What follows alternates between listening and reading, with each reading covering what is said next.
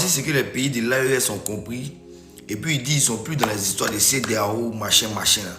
Voici ce que nos analphabètes refusent de comprendre. Parce que nous sommes noirs. Parce que nous, quand on vient leur expliquer ça, ils n'arrivent pas à comprendre. Donc je vais mettre un professeur blanc. Il va mieux mettre ça dans vos yukri. Comment vous allez comprendre. Allez, on n'en parle pas beaucoup. Regardez vous-même.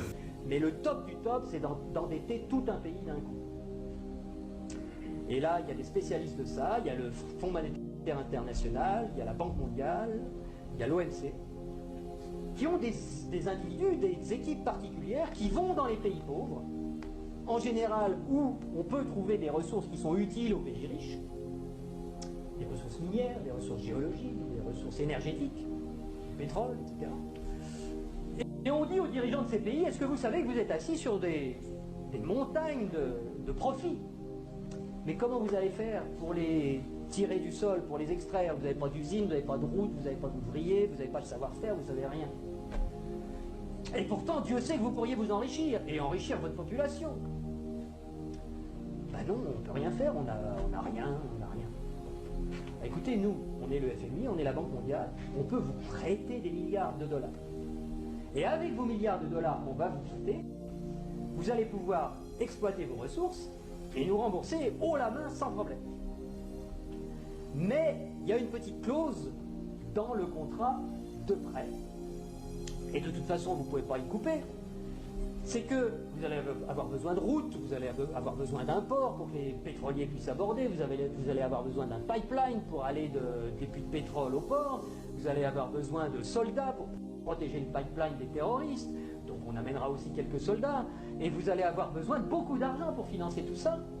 Et à qui vous allez acheter tout ça? Où sont vos entreprises? Mais on vous a dit, on n'a pas. Ah bon? Bah écoutez, c'est pas grave, nous on en a. En Occident, beaucoup, on en a plein. On a Halliburton qui fabrique des usines, on a Areva qui a besoin d'uranium, on a Bouygues qui fabrique des autoroutes, des ports, tout ce que vous voulez, on va vous faire ça aux petits oignons, pas de problème. Et c'est comme ça que ça marche.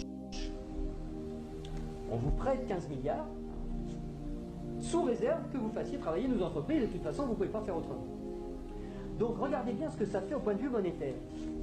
Il y a 15 milliards qui sont créés ex nihilo par le Fonds monétaire international et la Banque mondiale.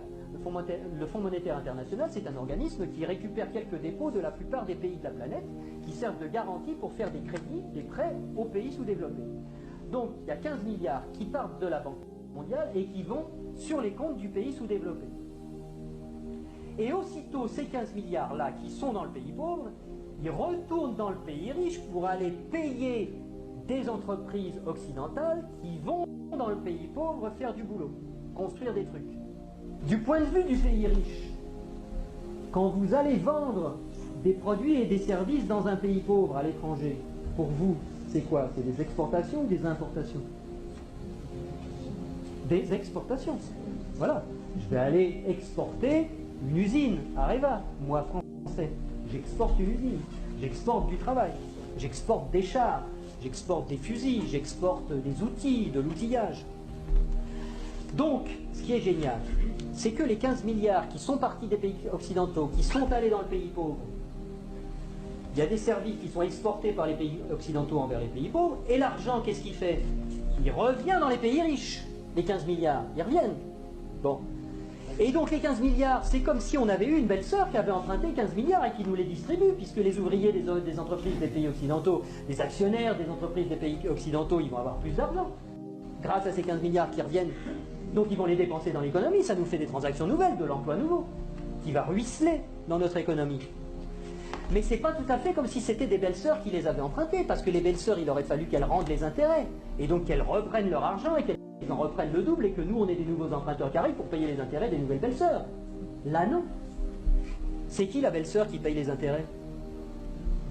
C'est les pauvres. C'est les pays sous-développés. Et donc, on a été leur construire des trucs qui vont nous permettre d'exploiter leur richesse. On a eu de la monnaie en plus qu'on a créée nous-mêmes en la faisant passer par les pays pauvres, mais qui revient chez nous net d'intérêts. Et qui paye la dette, qui paye les intérêts, c'est le pays pauvre. Et ils ont deux solutions. Soit ils empruntent à nouveau le montant des intérêts pour pouvoir nous les rembourser, ce qui double leur dette. C'est pour ça que des fois vous entendez des présidents de pays sous-développés qui disent mais c'est pas possible, on l'a déjà payé 15 fois la dette, comment ça se fait qu'il faut qu'on paye encore? Ben, c'est parce qu'ils ne peuvent pas la créer. C'est parce que pour rembourser des dollars, il faut qu'ils les empruntent. Puisqu'il n'y a que nous, les Occidentaux, qui peuvent créer des dollars pour les endetter. Et donc, soit ils empruntent pour continuer à payer leurs intérêts, soit ils vendent leurs ressources pour presque rien.